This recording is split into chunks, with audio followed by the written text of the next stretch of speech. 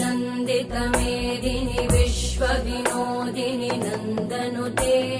गिरिवरविन्द्यशिरोधिनि वासिनि विष्णुविलासिनि जिष्णुनुते भगवति हेशिति कण्ठकुटुम्बिनि भूरि कुटुम्बिनि भूरि कृते जय जय हे महिषासुरमर्दिनि रम्यकपर्दिनि शैलसुते